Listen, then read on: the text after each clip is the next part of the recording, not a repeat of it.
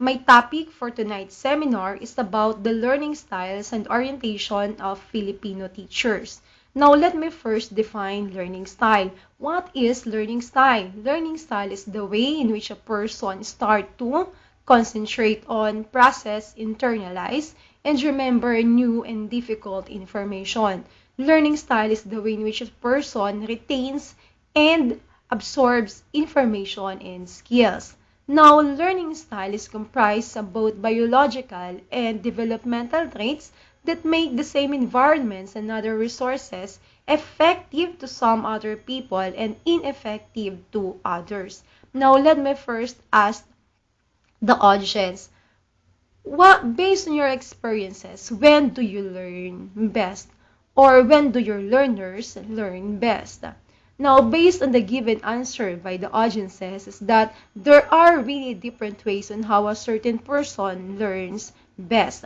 People prefer to use different sensory modalities when they process information and demonstrate this capability when they are going to remember complex information, either by hearing, seeing, experiencing it, or mastering it through hands-on learning. Now, just like the fingerprints, no two individuals are exactly the same or possess the same learning style. Now, before we could diagnose our learning style or as well as to our students' learning styles, we need to consider first or to be aware of the different elements that may affect the way we learn. Now, based on the research made by Dr. Rita Don and Kenneth Don and of course by Price, is that there were 18 identified categories that may affect how the student the way they learn. But the researchers used the factor analysis, so that's why the 18 categories was grouped or was classified into 4 stimuli. Now, environmental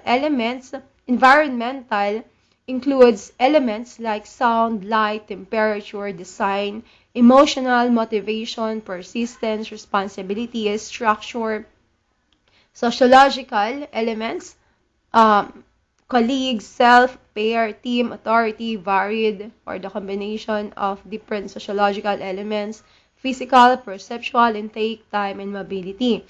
Now, learning style inventory. How good is this? According to the research, the selected test was well researched and reported extensively in different literature. So, James Wallace used the LSI in 1995 to study or to diagnose the different learning styles of Filipino students. And here is the result. For environmental elements, just like sound, Filipino students prefer quiet rather than music or other sound when studying. Now, for light, Filipino students need bright light to concentrate. Now, for temperature, Filipino students prefer cool temperature. For design, Filipino students prefer formal design. So, what is this formal design? According to James Wallace, Filipino student enjoy sitting in a wooden chair, steel, or plastic chair. Now, according to the researcher, is that as a teacher, we really need to be aware of this kind of element because, for example, if a learner is doing his or her homework on the floor at home, so it could be difficult for this learner to be in the formal design. So if the teacher is unaware of this attitude, of this learning style, and it will have a friction between the teacher and the student. Now, for emotional elements, persistence was mentioned, and according to James Wallace, Filipino students tend not to be persistent. Filipino students, according to him, is taking um, often take frequent frequent breaks, and they tend to do activities, they need to do activities simultaneously. And after doing, he will not stay doing, he will not stay doing only one thing. Even if he is or she is not yet done with that activity, he will now going to do another activity. He will stay on it, and then later, he will now going to do the second activity. Then after, until that he could not finish the activity anymore. They began something, stay with it for a while, stop and do something else, and later return to earlier assignments until that they could not now finish the work. Okay, now for sociological, it was not also mentioned, but what do you think? Is the Filipino student could work with an adult or with a teacher, or they are more concentrated doing by themselves, by herself or himself, or he is much more concentrated if he or she have a friend, have one or two friends, one or two, or in a colleague or in a group. Okay. Now, for the physical elements, that includes visual, which means the learner is more concentrated if he or she could see the picture. Auditory, if he or she could listen to the sound.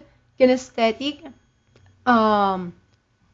if kinesthetic, real life experiences. Tactual, to touch, he could be more concentrated, or he could learn more if he could touch the thing that was being discussed through touching, through hands-on. Now, according to James Wallis, Filipino are more on kinesthetic, is a kinesthetic learner. They want role playing, they want to act as they want to be active as much as possible. They want to be active as much as possible. So Filipino students really like having role playing, dialogue, role playing, what else? Field trips. Now, Filipino students are more alert, according to James Wallis, more alert, and most behave and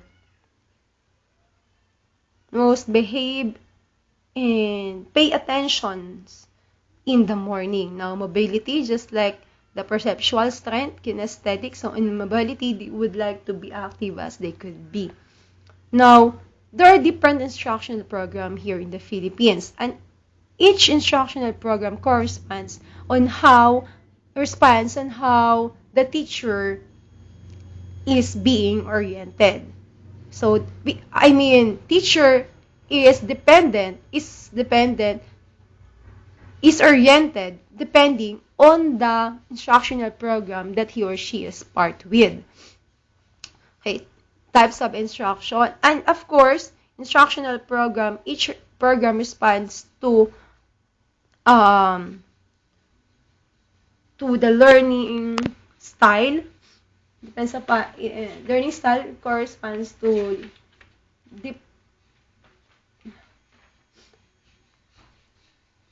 each program responds to different learning styles, and each program is an excellent program for students whose learning style characteristics are complemented by the philosophy and practices it represents. For example, for types of instructional program, traditional, individualized, open, and alternative. Now, for the traditional, the orientation for the teacher is that the teacher is responsible for helping students to achieve grade level standards. Children are expected to pay attention, take their work seriously, and be good. Lesson plans are written for an indication for the principal what is being taught, what will be taught for the day. Now, for the traditional, we have here the required student skills and learning style characteristic. For example, the required student skills is to accept what is taught is necessary, valuable, and interesting. So the learning style characteristics, one of the learning style characteristics is that traditional is authority-oriented. Another example is required student skills to learn at his or her desk wherever it has been placed. Now, the learning style characteristics is sound, light, and temperature and not factors. Now, for individualized classroom, the teacher is responsible for diagnosing, prescribing for, and guiding each student through the learning process. Recognizing the different elements of learning style, he or she permits students to work anywhere in the environment in any sociological pattern that they choose. Now, for example, to identify those objectives, sources, activities, and assessment devices that need to be fulfilled, this will be done by students who can function independently and with a teacher for students who need guidance. Learning style is varied of responsibility. Now, those are just examples. Now, open classroom, we're all familiar with that already. Now, for open classroom, children are permitted to select their own curriculum. Students may interact with them and may study alone with a friend or two or in a small group. Now, the required student skills, for example, is to avoid an essentially social rather than academic experience, to discipline oneself, to concentrate, and to learn selected ideas, data, and values. Now, it's responsible. The learning style in the open classroom is responsible and motivated. They need to be, because if not, then since there is no continual direction and supervision, so they need really, the learners that need to be in this setup should be motivated. Now, for alternatives, students are given curriculum choices, freedom, and objectives, and they are expected to gather and retain information independently.